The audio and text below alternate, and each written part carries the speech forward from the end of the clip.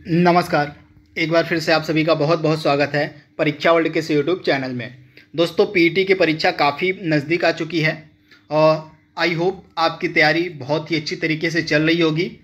और बहुत सारे वीडियोज़ मैंने इंपॉर्टेंट अपने चैनल पर अपलोड किए हुए हैं आपकी तैयारी को बेहतर बनाने के लिए। तो अभी तक मैंने जितने भी वीडियोज़ अपलोड किए हुए हैं कम से कम उनको तो आप देखते रहिएगा। इसके अलावा लास्ट 10 दिन के अंदर जो भी मैं वीडियो अपलोड करूँगा उनको तो आपको देखना ही देखना है। तो इसी क्रम में इतिहास के आज से इंपॉर्टेंट प्रश्नों को हम कवर करना स्टार्ट करेंगे। यहाँ पे हम मिडिवल एंशिएंट के जो प्रश्न मोस्टली बन सकते हैं उनको हम यहाँ पे कवर करने वाले हैं। तो ये पार्ट 1 इसका हमारा है। तो चलिए वीडियो को स्टार्ट करते हैं। 5 नंबर के प्रश्न यहाँ से आपके पूछे जाएंगे। मॉडर्न हिस्ट्री से यानी कि भारतीय राष्ट्रीय आंदोलन से 5 नंबर के प्रश्न आपसे पूछे जाएंगे। इसके अलावा एंशिएंट हिस्ट्री और मिडिवल हिस्ट्री से भी 5 नंबर के प्रश्न आपसे एग्जाम में पूछे जाएंगे। तो पहला प्रश्न आपकी स्क्रीन पर है। हड़प्पा सभ्यता का एक महत्वपूर्ण स्थल है लोथल।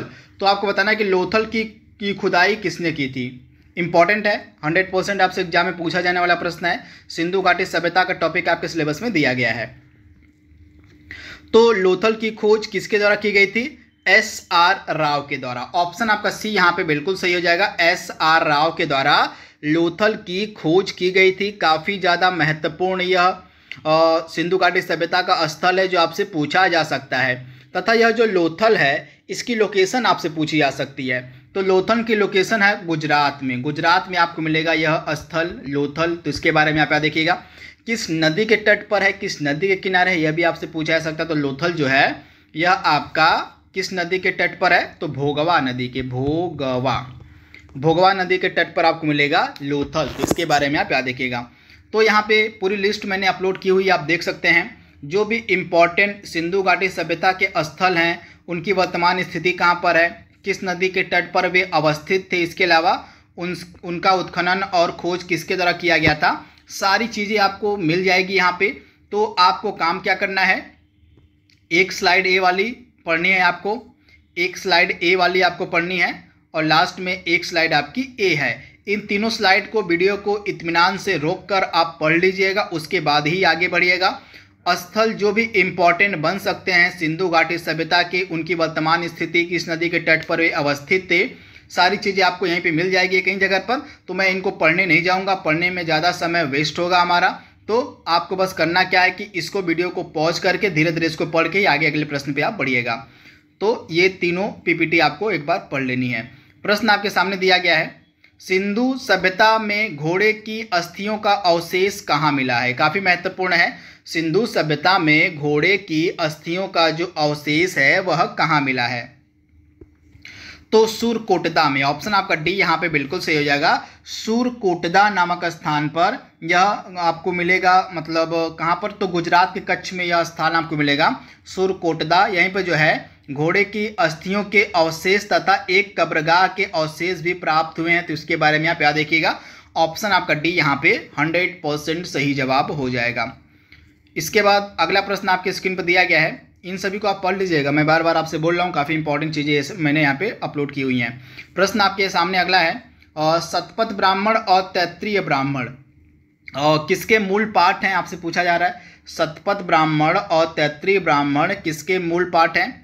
तो ये जो है आपके यजुर्वेद के। किसके? तो यजुर्वेद के हैं। तो आप इसे याद देखिएगा। ऑप्शन आपका यहाँ पे यजुर्वेद जो वाला है ना, डी, और बिल्कुल सही हो जाएगा। यजुर्वेद के ये इंपॉर्टेंट पार्ट हैं शतपथ ब्राह्मण और तैत्तिरीय ब्राह्मण। तो इसके बारे में आप याद देखिएगा। यहाँ पे पूरी लिस्ट मैंने अपलोड की हुई है। आइए इसको देख लेते हैं। और हमारे वेद एक सामने, एक तरफ हमारे वेद लिखे गए हैं, एक तरफ उनसे संबंधित ब्राह्मण ग्रंथ लिखे गए हैं और उनसे संबंधित जो उपनिषद हैं वे लिखे गए हैं। तो ऋग्वेद की बात करते हैं। तो ऋग्वेद से संबंधित ब्राह्मण ग्रंथ कौन सा है? ऐत्रेय और कौशितकी। इसके अलावा इनसे संबंधित उपनिषद कौन सा है? तो ऐत्रेय और कौशितकी ही उपनिषद है ऋग्वेद से संबंधित। तथा ऋग्वेद के बारे में आपको 2-3 चीज़ें बता देता हूँ। सबसे प्राचीनतम वेद हमारा है ऋग्वेद। आप याद रखिएगा। पहली चीज़ आपको क्या याद रखनी है कि ऋग्वेद जो हमारा है यह सबसे प्राचीनतम वेद है। इसमें आपको टोटल 10 मंडल मिलेंगे। ऋग्वेद में कितने मंडल हैं? तो ऋग्वेद में आपके 10 मंडल हैं और 1028 आपको सूक्त मिलेंगे ऋग्वेद में। तो ये 2 बेसिक चीज़ें आपको ऋग्वेद के बारे में याद रखनी है। तथा ऋग्वेद को पढ़ने वाले ऋषि को हम होत्री कहते हैं। क्या कहते हैं? होत्री। इस प्रकार से लिखा जाएगा, होत्री। तो ऋग्वेद के को पढ़ने वाले ऋषि को होत्रीय कहा जाता है, तो आप इसे याद रखिएगा। तथा ऋग्वेद का जो पहला मंडल है और ऋग्वेद का जो 10वां मंडल है वह सबसे आखिरी में, सबसे अंत में जोड़ा गया था। तो ये चीज़ आपको याद रखनी है।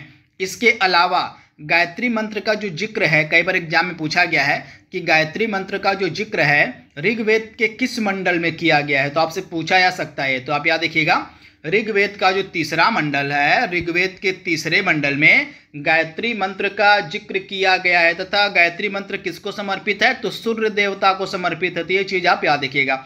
इसके अलावा सोम देवता का उल्लेख ऋग्वेद के किस मंडल में किया गया है, तो 9वें मंडल में। सोम देवता का जो उल्लेख है ऋग्वेद के 9वें मंडल में किया गया है। तथा चातुर्वर्ण व्यवस्था का जो उल्लेख है वह ऋग्वेद के 10वें मंडल में किया गया। तो ये सारी बेसिक चीज़ें आपको याद रखनी है। आपके एग्जाम में यहाँ से प्रश्न पूछा जा सकता है। प्रश्न इसके बाद यजुर्वेद की बात करें, अगले वेद की, तो यहाँ पे आप देख पा रहे हैं यजुर्वेद कहाँ गया। तो यजुर्वेद से जुड़े हुए ब्राह्मण ग्रंथ कौन कौन से हैं, तो शतपथ ब्राह्मण और तैत्तिरीय आपके यजुर्वेद से जुड़े हुए ब्राह्मण हैं, जो कि प्रश्न में पूछा गया था। इसके अलावा इनसे संबंधित उपनिषद कौन सी यजुर्वेद से, तो कठोपनिषद, ईशोपनिषद, बृहदारण्यक, श्वेतरोपनिषद, मैत्रायणी, ये सभी आपके उपनिषद हैं जो कि यजुर्वेद से संबंधित है। सामवेद के ब्राह्मण ग्रंथ कौन कौन से, तो पंचविंश हो गया, षड्विंश हो गया, ये संबंधित ब्राह्मण ग्रंथ है। इसके अलावा छांदोग्य हो गया और जैमिनी हो गया, ये उपनिषद है। अथर्ववेद से संबंधित कौन कौन सा ब्राह्मण ग्रंथ है, तो गोपद जो है यह अथर्ववेद से संबंधित ब्राह्मण ग्रंथ है। और मुंडकोपनिषद हो गया, मांडुक्योपनिषद हो गया और प्रश्नोपनिषद हो गया, ये अथर्ववेद से संबंधित उपनिषद हैं। तो इसको आप एक बार देख लीजिएगा, आपसे एग्जाम में प्रश्न यहाँ से देखने को मिल सकता है। काफ़ी इंपॉर्टेंट ये चीज़ें मैंने यहाँ पे अपलोड की हुई हैं। प्रश्न अगला आपके सामने दिया गया है, गौतम बुद्ध को महापरिनिर्वाण यानी कि मृत्यु कहाँ प्राप्त हुई थी। आपसे पूछा जा रहा है कि गौतम बुद्ध को महानिर्वाण कहाँ पर प्राप्त हुआ था। महापरिनिर्वाण का मतलब यहाँ पे होता है गौतम बुद्ध की मृत्यु से। तो गौतम बुद्ध की मृत्यु कहाँ पर हुई थी, तो इनकी जो मृत्यु है आप याद रखिएगा, आपसे पूछी जा सकती। तो कुशीनगर में, कहाँ पर, तो कुशीनगर में बुद्ध की मृत्यु हुई थी। कब हुई थी, तो आप याद रखिएगा 483 ईसा पूर्व, 483 ईसा पूर्व में जो है गौतम बुद्ध की मृत्यु हुई थी। कहाँ पर, तो कुशीनगर में। तो आप इसे याद रखिएगा। तथा इनकी मृत्यु को महापरिनिर्वाण कहा जाता है। तो ये बेसिक चीज़ आप याद रखिएगा। और इनका जन्म कहाँ पर हुआ था, तो गौतम बुद्ध का जो जन्म है यह कपिलवस्तु के निकट लुम्बिनी नामक स्थान पर हुआ था 563 ईसा पूर्व में। तो ये चीज़ आप याद रखिएगा।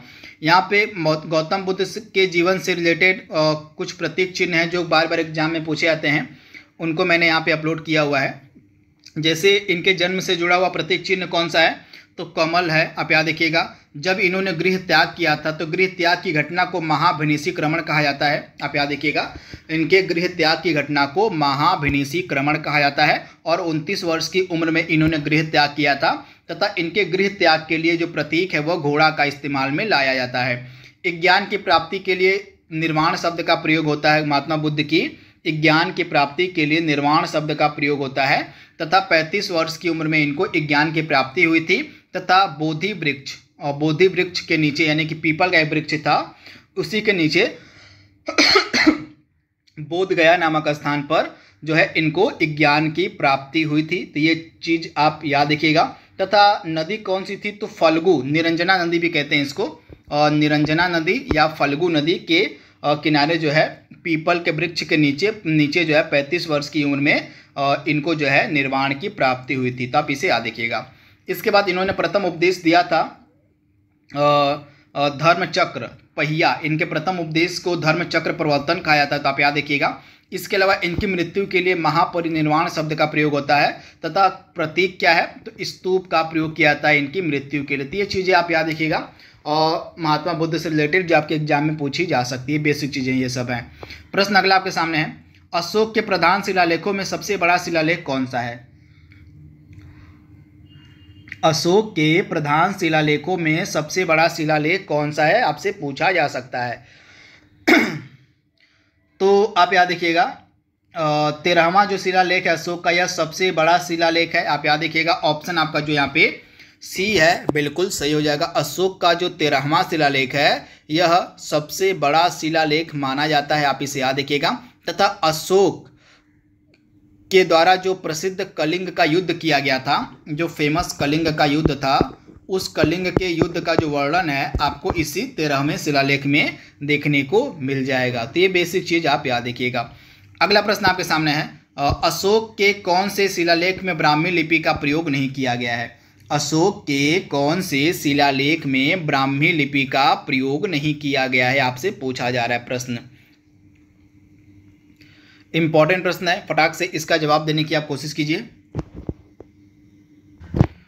तो इसमें से शाहबाजगढ़ी का जो शिलालेख है, आप याद रखिएगा, शाहबाजगढ़ी का शिलालेख और एक शिलालेख आपको मिलेगा मानसेहरा वाला। आप याद रखिएगा, एक शिलालेख हो गया आपका शाहबाजगढ़ी का और एक शिलालेख होता है इनका मानसेहरा का, मानसेहरा। ये दो ऐसे अशोक के शिलालेख हैं जिनमें जो है किस भाषा का प्रयोग किया गया, तो खरोष्ठी भाषा का। आप याद रखिएगा, इन दो शिलालेखों में खरोष्ठी भाषा का प्रयोग किया गया है। परंतु अशोक के जो अधिकांश शिलालेख हैं इनको छोड़ के, इन दो शिलालेखों को छोड़ के, शाहबाजगढ़ी और मानसेहरा शिलालेखों को छोड़ के अशोक के जो अधिकांश शिलालेख हैं वे शिलालेख प्राकृतिक भाषा या ब्रह्मी भाषा में हैं, परंतु शाहबाजगढ़ी और मानसेहरा के जो शिलालेख है ये खरोष्ठी भाषा में है। तो ये चीज आप याद रखिएगा, इंपॉर्टेंट है, आपसे पूछी जा सकती है। तो याद रखिएगा, शाहबाजगढ़ी का शिलालेख और मानसेहरा शिलालेख ये दोनों आपके खरोष्ठी भाषा में हैं और बाकी अधिकांश जो अशोक के शिलालेख हैं वे प्राकृतिक भाषा और ब्राह्मी लिपि में आपको देखने को मिल जाएंगे, इन दोनों के अलावा। तो आप याद रखिएगा, बेसिक चीज मैंने आपको बताई है। और ऋग्वैदिक संस्कृति का समय काल यहाँ पे आपसे पूछा जा रहा है कि ऋग्वेद का समय काल आपसे पूछा जा रहा है, फटाक से इसका जवाब देने की आप कोशिश कीजिए।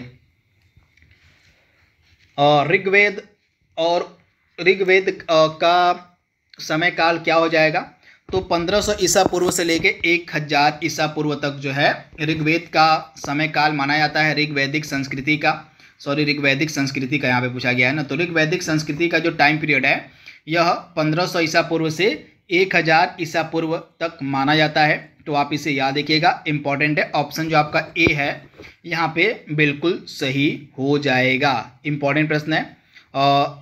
इसके बाद अगला प्रश्न आपके सामने, ऋग्वेद और आपको उत्तर वैदिक के बारे में पढ़ना है तो हिस्ट्री वाली जो प्लेलिस्ट मैंने बनाई है उसमें आप इन दोनों टॉपिक के बारे में पूरी डिटेल ले सकते हैं जानकारी।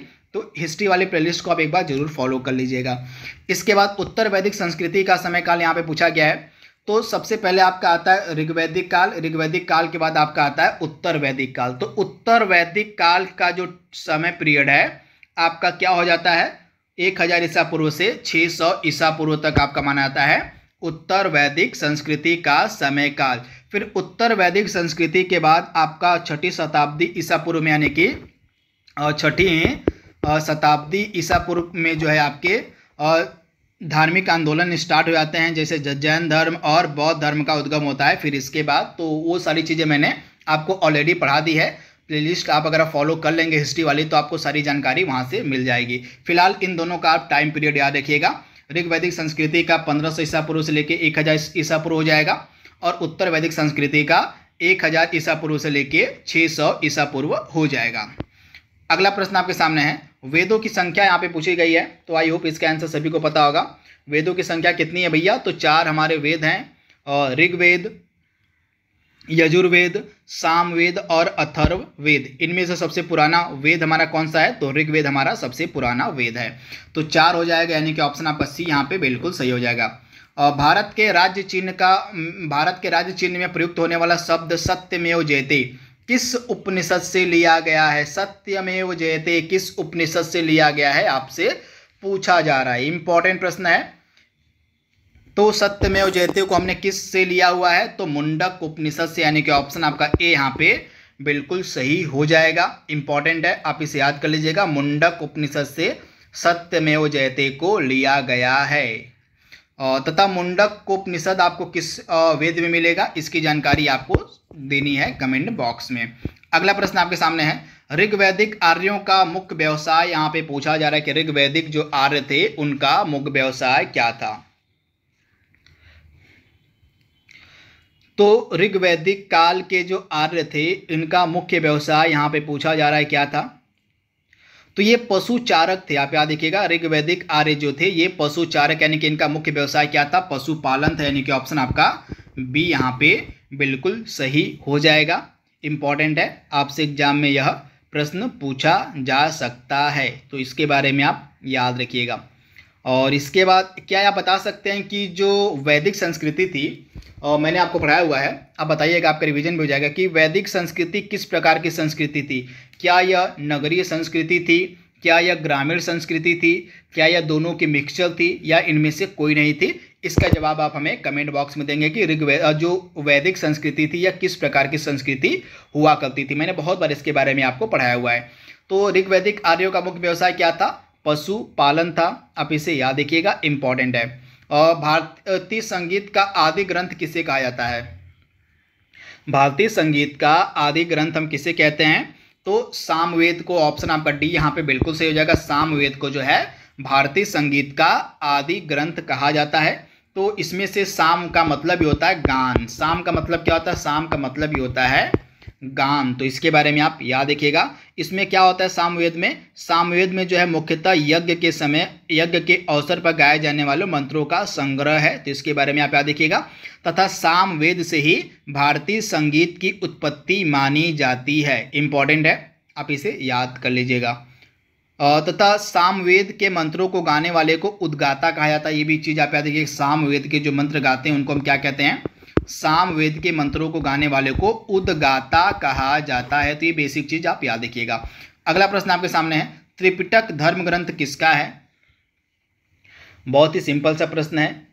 सिंपल से भी प्रश्न आपसे एग्जाम पूछे जाएंगे, थोड़े से हाई लेवल के प्रश्न भी आपसे एग्जाम पूछे जाएंगे। तो त्रिपिटक धर्म ग्रंथ किसका है, तो बौद्धों का है। तो आप ऐसे याद रखिए, बौद्ध धर्म से संबंधित त्रिपिटक, यानी कि ऑप्शन आपका भी यहाँ पे बिल्कुल सही हो जाएगा। बुद्ध ने निम्नलिखित में से किस स्थान पर निर्वाण यानी कि ज्ञान को प्राप्त किया था। इंपॉर्टेंट है, मैंने अभी आपको इसके बारे में बताया कि महात्मा बुद्ध को निर्वाण यानी कि ज्ञान की प्राप्ति कहाँ पर हुई थी, तो बोधि वृक्ष के नीचे। आप याद रखिएगा, बोधि वृक्ष के नीचे। समय था वैशाख पूर्णिमा का, नदी थी निरंजना नदी। तो वैशाख पूर्णिमा की रात को निरंजना नदी के तट पर, निरंजना नदी के किनारे पीपल के वृक्ष यानी कि बोधि वृक्ष के नीचे 35 वर्ष की उम्र में सिद्धार्थ को ज्ञान की प्राप्ति हुई। ज्ञान की प्राप्ति के बाद सिद्धार्थ जो है गौतम बुद्ध कहलाए। तो ये चीज आप याद रखिएगा। तो कहाँ पर हुई थी ज्ञान की प्राप्ति, तो बोध गया नामक स्थान पे। बोध गया नामक स्थान आपको कहाँ पे मिलेगा, तो बिहार में आपको मिलेगा बोध गया नामक स्थान। यहीं पे इनको ज्ञान की जो है निर्वाण की प्राप्ति हुई थी। बेसिक चीज है, एग्जाम में प्रश्न आपसे पूछा जा सकता है। वहीं महात्मा बुद्ध को महापरिनिर्वाण कहाँ पर प्राप्त हुआ था, इनकी मृत्यु कहाँ पर हुई थी, तो कुशीनगर में इनकी मृत्यु हुई थी। प्रश्न अगला आपके सामने दिया गया है, किस शासक ने बौद्धों के लिए विख्यात विक्रमशिला विश्वविद्यालय की स्थापना करवाई थी। विक्रमशिला विश्वविद्यालय की स्थापना किसके द्वारा कराई गई थी, बहुत ज़्यादा इंपॉर्टेंट प्रश्न है। फटाक से इसका जवाब देने की आप कोशिश कीजिए। तो पाल वंश का एक बहुत ही ज़्यादा महत्वपूर्ण शासक था धर्मपाल। आप याद देखिएगा, पाल वंश का महत्वपूर्ण शासक था धर्मपाल। इसी के द्वारा जो है विक्रमशिला विश्वविद्यालय की स्थापना करवाई गई थी। तो ये चीज़ आप याद रखिएगा। विक्रमशिला विश्वविद्यालय आपको मिलेगा भागलपुर में। इंपॉर्टेंट है। तथा विक्रमशिला विश्वविद्यालय के अलावा सोमपुरी बिहार की भी स्थापना करवाई गई थी। किसके द्वारा, तो धर्मपाल के द्वारा। और किसके द्वारा तृतीय बौद्ध संगति को संरक्षण प्रदान किया गया था, यानी कि तृतीय बौद्ध संगति किसके समय काल में आयोजित की गई थी। 4 बौद्ध संगतियां हुई थी, इनको आप देख लीजिएगा। बाकी प्रश्न में तो मैं आज साल भी करवा ही दूंगा आपको। तो 4 आपकी बौद्ध संगतियां हुई थी, जिनमें से तीसरी वाली जो बौद्ध संगति थी यह सम्राट अशोक के शासनकाल में हुई थी 250 ईसा पूर्व में। आप याद रखिएगा, 4 बौद्ध संगतियां आपको हुई थी, जिनमें से तीसरी वाली की हम यहाँ पे बात कर रहे हैं। तो तीसरी वाली बौद्ध संगति किसके शासनकाल में हुई थी, सम्राट अशोक के शासनकाल में हुई थी। ये चीज़ आप याद रखिएगा। किस वर्ष में हुई थी, तो यह हुई थी 250 ईसा पूर्व में। 250 250 ईसा पूर्व में जो है तीसरी बौद्ध संगति हुई थी। कहाँ पर हुई थी? तो पाटलिपुत्र में हुई थी। लोकेशन भी आपके लिए इंपॉर्टेंट है, पाटलिपुत्र में हुई थी यह तीसरी वाली बौद्ध संगति। तो ये बेसिक चीज़ें आपको याद रखनी है। और इसकी अध्यक्षता किसके द्वारा की गई थी? तो मोगलीपुत्र तिस्स ने जो है इसकी अध्यक्षता की थी। और इसी में तीसरी बौद्ध संगति में ही अधिधम्म पिटक का संकलन भी हुआ था। तो ये तीसरी बौद्ध संगति से जुड़े जो भी इम्पोर्टेंट फैक्ट्स बन सकते थे मैंने आपको बता दिए हैं, आप इसे याद कर लीजिएगा। वहीं पहली बौद्ध संगति की अगर हम बात करें, सिर्फ लोकेशन आप जान लीजिए। पहली बौद्ध संगति की लोकेशन थी राजगृह। लोकेशन कई बार एग्जाम में पूछी जाती है। तो पहली बौद्ध संगति आपकी राजगृह में हुई थी और 483 ईसा पूर्व में अजातशत्रु के शासनकाल में। दूसरी वाली बौद्ध संगति आपकी हुई थी वैशाली में। दूसरी वाली बौद्ध संगति आपकी हुई थी वैशाली में कालाशोक के शासनकाल में 383 ईसा पूर्व में। इसके बाद तीसरी वाली हुई थी आपकी कहाँ पर? तो पाटलिपुत्र में हुई थी तीसरी वाली बौद्ध संगति सम्राट अशोक के शासनकाल में 250 ईसा पूर्व में। और इसके अलावा चौथी वाली जो बौद्ध संगति थी वह प्रथम ईस्वी में हुई थी, प्रथम शताब्दी में हुई थी कश्मीर के कुंडल वन में। किसके शासनकाल में? तो कनिष्क के शासनकाल में। तो इसको कम से कम आप याद रखिएगा। वह शासक कौन था जिसने राज सिंहासन पर बैठने के लिए अपने बड़े भाई सुसीम की हत्या की थी? तो सुसीम की हत्या की गई थी अशोक के द्वारा। ऑप्शन आपका ए यहाँ पे बिल्कुल सही हो जाएगा, अशोक के द्वारा। निम्नलिखित में से सम्राट अशोक की वह पत्नी कौन थी जिसने उसको सर्वाधिक प्रभावित किया था? तो कारुवाकी। आप याद रखिएगा, सम्राट अशोक की पत्नी का नाम था कारुवाकी, जिसने सर्वाधिक प्रभावित किया था सम्राट अशोक को। बिंदुसार ने विद्रोहियों को कुचलने के लिए अशोक को कहाँ पर भेजा था? बिंदुसार ने विद्रोहियों को कुचलने के लिए अशोक को कहाँ पर भेजा था? तो आप याद रखिएगा तक्षशिला में। ऑप्शन आपका क्या हो जाएगा? तक्षशिला में। ऑप्शन आपका बी यहाँ पे बिल्कुल सही हो जाएगा, आप इसे याद रखिएगा, इंपॉर्टेंट है। इसके बाद अगला प्रश्न आपके सामने है, कलिंग विजय के उपरांत अशोक महान ने निम्नलिखित में से किस धर्म को अंगीकार कर लिया था? आई होप इसका आंसर सभी लोग देंगे। तो कलिंग का युद्ध सबसे पहले आप जान लीजिए कब हुआ था कलिंग का युद्ध। तो कलिंग का युद्ध हुआ था, अशोक का राज्याभिषेक होता है 269 ईसा पूर्व में। और टाइम लाइन आप देख लीजिएगा। तो 269 ईसा पूर्व में अशोक का राज्याभिषेक होता है। और इसके राज्याभिषेक के 8वें वर्ष, अशोक के राज्याभिषेक के 8वें वर्ष यानी कि 261 ईसा पूर्व में जो है कलिंग का युद्ध होता है। तो इसके बारे में आप याद रखिएगा। तथा इसी कलिंग के युद्ध के बाद ही जो अशोक था उसने हिंसा का रास्ता छोड़कर शांति का मार्ग अपना लिया और इसने बौद्ध धर्म को अपना लिया, यानी कि ऑप्शन आपका ए यहाँ पे बिल्कुल सही हो जाएगा। सांची किस कला व मूर्ति कला का निर्माण करता है? तो बौद्ध से रिलेटेड आपका सांची का स्तूप है, आप इसे याद रखिएगा, इंपॉर्टेंट है। निम्नलिखित में से अशोक का उत्तराधिकारी इसमें से कौन था? अशोक का उत्तराधिकारी इसमें से कौन था? तो कुणाल हो जाएगा, ऑप्शन आपका ए यहाँ पे बिल्कुल सही हो जाएगा। कुणाल जो था यह अशोक का उत्तराधिकारी था। उत्तरांचल में अशोक का एक शिलालेख कहाँ पर स्थित है? उत्तरांचल यानी कि उत्तराखंड की यहाँ पे बात हो रही है, तो कालसी में आपको मिलेगा उत्तरांचल में अशोक का शिलालेख। तो इसके बारे में आप याद देखिएगा, इंपॉर्टेंट है। सांची का स्तूप किसने बनवाया था? तो सम्राट अशोक के द्वारा जो है सांची का स्तूप बनवाया गया था। अशोक के शिलालेखों को पढ़ने वाला प्रथम अंग्रेज कौन था? अशोक के शिलालेखों को पढ़ने वाला प्रथम अंग्रेज कौन था? तो वर्ष था 1837। तो 1837 ईस्वी में जेम्स प्रिंसेप ने सर्वप्रथम बार अशोक के शिलालेख को पढ़ा। तो इसके बारे में आप याद देखिएगा, जेम्स प्रिंसेप आपका राइट आंसर हो जाएगा। और चरक संहिता किससे संबंधित है? चरक संहिता किससे संबंधित है? काफ़ी ज़्यादा महत्वपूर्ण प्रश्न आपके एग्जाम के लिए है। फटाक से इसका जवाब देने की आप कोशिश कीजिए कि जो चरक संहिता है यह किससे रिलेटेड है, किससे संबंधित है। तो चरक संहिता आपकी मेडिसिन यानी कि चिकित्सा से संबंधित है। ऑप्शन आपका बी यहाँ पे बिल्कुल सही हो जाएगा, चिकित्सा से संबंधित है चरक संहिता, इंपॉर्टेंट है। और भारत में शासन करने वाले दिए गए शासकों का काल क्रमानुसार सही क्रम आपको सजाना है कि इसमें से सबसे पहले शासन किसने किया, सबसे बाद में किसने किया। तो काफ़ी सिंपल सा यह है, आई होप इसका आंसर सभी दे लेंगे। तो इसमें से इल्तुतमिश जो है, इल्तुतमिश गुलाम वंश का था। तो सबसे पहले इल्तुतमिश ने शासन किया, यानी कि पहले 4 नंबर आ जाएगा।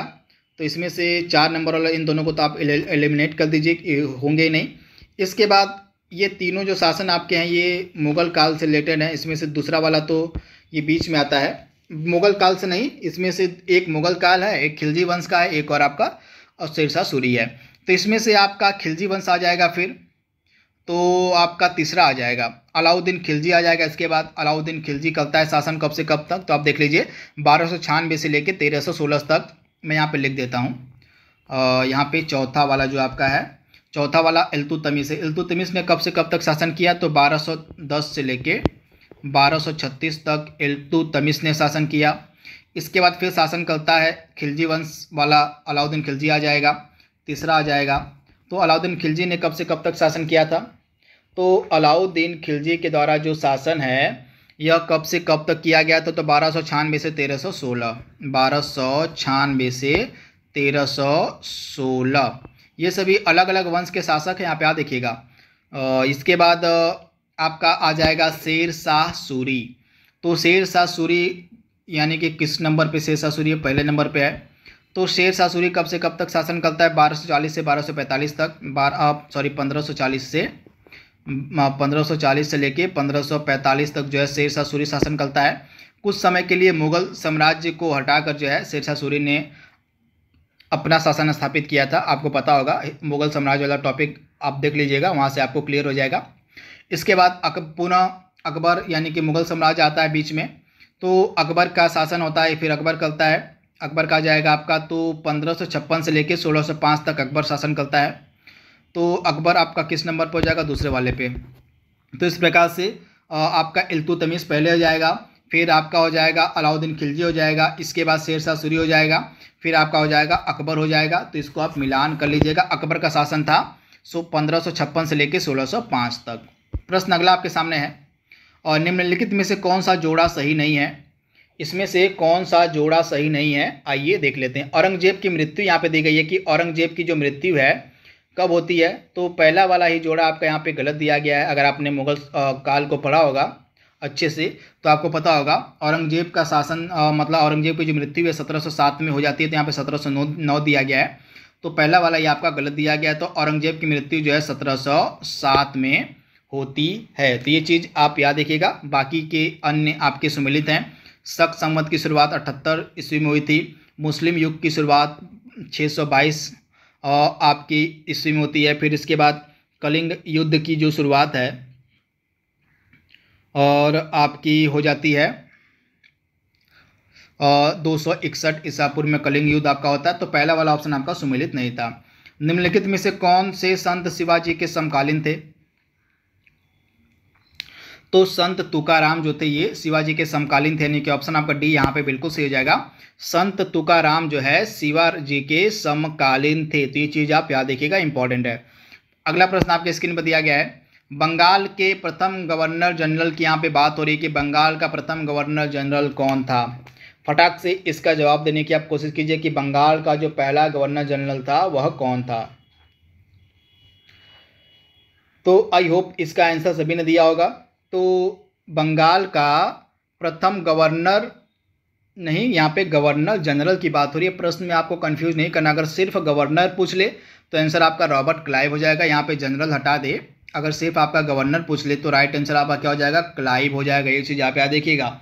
बंगाल का पहला गवर्नर था रॉबर्ट क्लाइव, लेकिन यहाँ पे पूछा क्या गया कि गवर्नर जनरल कौन था प्रथम। तो बंगाल का प्रथम गवर्नर जनरल आपका हो जाएगा वॉरेन हेस्टिंग। तो शब्दों का खेल है, शब्दों का फेर है, शब्दों को अच्छे से आपको पढ़कर आंसर मार्क करना है एग्जाम में। इन छोटी छोटी गलतियों से ही आपका सिलेक्शन रुकता है।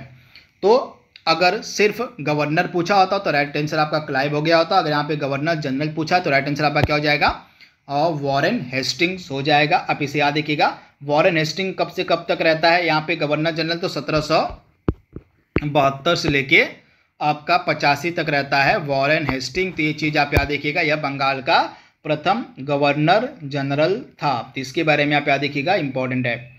और अगला प्रश्न आपके सामने दिया गया है, और सिराजुद्दौला किस युद्ध में अंग्रेजों से पराजित हुआ। इंपॉर्टेंट है, बेसिक सा प्रश्न है। आई होप आंसर सभी देंगे इसका।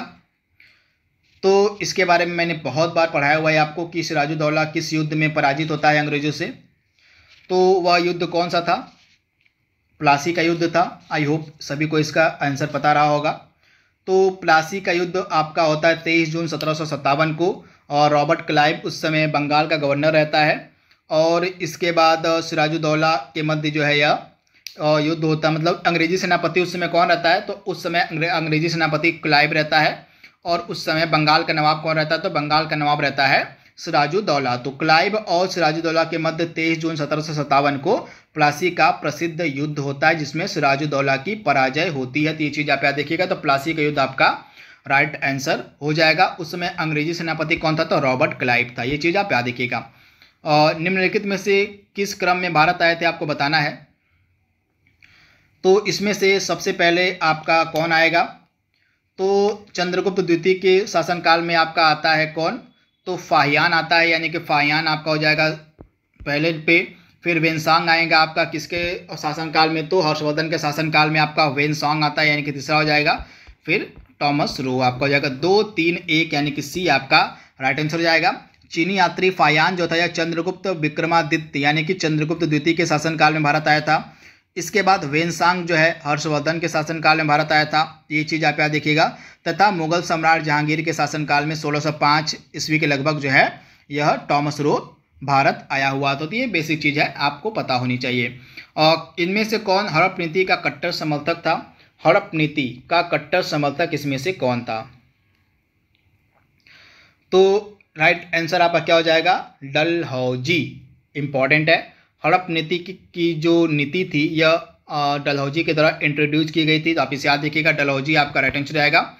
यह कब से कब तक रहता है गवर्नर जनरल, तो 1848 से लेके 1856 तक रहता है यह गवर्नर जनरल। तो ये चीज़ आप याद देखिएगा, इंपॉर्टेंट है, आपसे पूछी जा सकती है। तथा हड़प की नीति के तहत, यानी कि इसको हम डॉक्ट्रिन ऑफ लैप्स के नाम से भी जानते हैं, व्यापकता का सिद्धांत भी कहते हैं। तो इसके अंतर्गत जो है इसने बहुत सारे भारतीय राज्यों को अंग्रेजी साम्राज्य में मिला लिया था।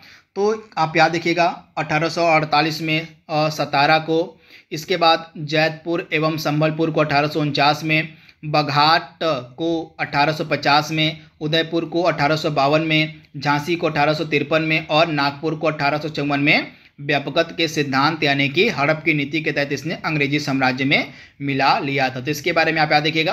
तथा भारत में पहली बार जो रेल चलाई गई थी इसी के शासनकाल में चलाई गई थी। पोस्ट ऑफिस एक्ट भी इसी के शासनकाल में आया था। तो ये बेसिक चीज़ें आप याद देखिएगा, इंपॉर्टेंट है। तो डलहौजी आपका राइट आंसर हो जाएगा। भारतीय इतिहास में धन्वंतरी कौन थे, आपसे पूछा जा रहा धन्वंतरी कौन थे। तो आपको पता होगा चंद्रगुप्त द्वितीय यानी कि विक्रमादित्य के दरबार में 9 रत्न रहते थे। तो इन 9 रत्नों में से एक थे धन्वंतरी, जो कि फेमस चिकित्सक थे, यानी कि ऑप्शन आपके यहाँ पे बी बिल्कुल सही हो जाएगा। चंद्रगुप्त विक्रमादित्य की सभा को सुशोभित करने वाले प्रसिद्ध चिकित्सक थे ये धन्वंतरी। तथा चंद्रगुप्त द्वितीय के 9 रत्नों में से एक थे ये धन्वंतरी। तो ये चीज़ आप याद देखिएगा। तथा इनके 9 रत्नों में कौन कौन थे, तो कालिदास हो जाएंगे, कालिदास, आर्यभट्ट, वराह मिहिर हो गए, ब्रह्मगुप्त हो गए, धन्वंतरी हो गए, अमर सिंह हो गए। ये इंपॉर्टेंट लोग थे जो नवरत्न हुआ करते थे चंद्रगुप्त द्वितीय के शासनकाल में, दरबार में। तो इनके बारे में आप याद देखेगा। इनमें से एक थे धन्वंतरी, जो कि प्रसिद्ध चिकित्सक थे। और इंडिका पुस्तक के लेखक यहाँ पे पूछे जा रहे हैं आपके कौन थे, तो इंडिका पुस्तक के लेखक थे मेगास्थनीज, यानी कि ऑप्शन आपका ए यहाँ पे बिल्कुल सही है। तथा इंडिका पुस्तक के माध्यम से हमें मौर्यकालीन साम्राज्य की जानकारी मिलती है। तो इसके बारे में आप याद देखिएगा, इंपॉर्टेंट ऑप्शन आपका ए यहाँ पे बिल्कुल सही है। और इसके बाद अगला प्रश्न आपके सामने है, जलालुद्दीन मोहम्मद किस नाम से फेमस था। जलालुद्दीन मोहम्मद किस नाम से फेमस था, आपको बताना है। तो अकबर को जो है जलालुद्दीन मोहम्मद कहा जाता था। आप इसे याद देखिएगा, अकबर को। तो अकबर आपका राइट आंसर हो जाएगा, आप इसे याद देखिएगा। निम्नलिखित में से कौन सा उपवेद नहीं है, इसमें से कौन सा उपवेद नहीं है आपको बताना है। धनुर्वेद, शस्त्र शास्त्र, आयुर्वेद या योग वेद, इसमें से कौन सा उपवेद नहीं है। तो इसमें से योग वेद जो है आपका उपवेद नहीं है, बाकी तीनों आपके उपवेद हैं, यानी कि योग वेद आपका राइट आंसर हो जाएगा। यह जो है उपवेद आपका नहीं है। अगला प्रश्न आपके सामने है, बुलंद दरवाज़ा किसके द्वारा बनवाया गया था। तो आई होप इसका आंसर सभी लोग देंगे। बुलंद दरवाज़ा जो है अकबर के द्वारा बनवाया गया था, यानी कि ऑप्शन आपका बी यहाँ पे बिल्कुल सही हो जाएगा। अकबर ने जो है बुलंद दरवाज़ा का निर्माण करवाया था। और अकबरनामा के प्रसिद्ध लेखक यहाँ पे आपसे पूछे जा रहे हैं कि अकबरनामा का फेमस लेखक कौन था। फटाक से इसका जवाब देने की आप कोशिश कीजिए कि अकबरनामा का फेमस लेखक कौन था। इम्पोर्टेंट प्रश्न आपका है।